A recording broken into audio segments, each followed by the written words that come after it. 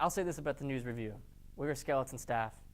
We, all summer, only had 3 reporters. It was me, Ian Campbell, and Carissa Sagavsky. And we were putting out a daily. We were writing 2 or 3 stories a piece almost daily, trying to get this paper out. If we were prepared for anything, it was a constant flow of information and a heavy workload.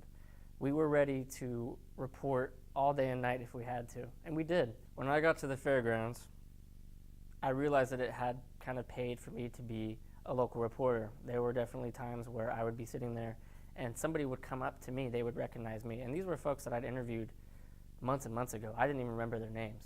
And they would come up and they'd say, "Troy," and they would tell me something. And there was like kind of one decent restaurant, and you would hear all the time about, from the people that worked there and people that I knew who were regulars there, they weren't going there because all the journalists were there.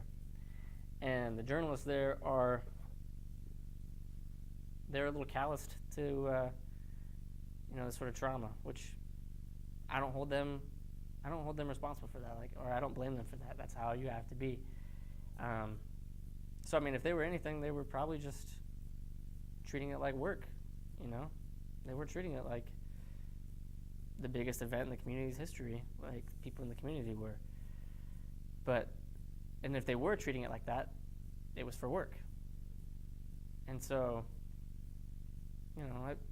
their behaviors, it's everything that you always hear about from East Coast media or professional journalists. Just, they're working. They're having a good time. They're not sitting there weeping over their copy or, pulling their hair out too much about whether or not they're invading somebody's privacy. And I can't blame them for that, because that's the difference between community journalism and national journalism anyway. I got those stories because they knew my face.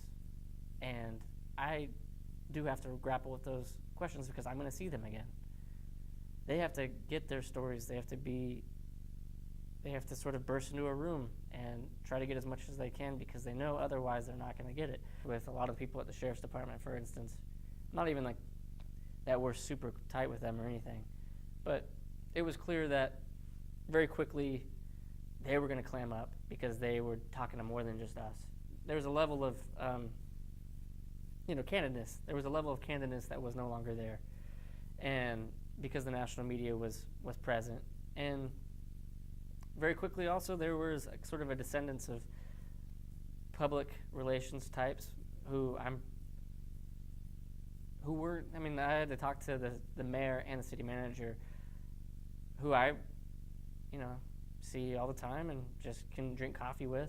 But all of a sudden now I have to have a conversation with them, as well as a public information officer from Portland, who is going to help them kind of curate what they have to say. That was tough, just because it was like, Lance, Larry, it's me. Like, why is this guy here? But, I didn't hold them. I don't hold anybody responsible for that. I didn't take it personally. It's just kind of, it's a sensitive topic that required people who were experienced in those things.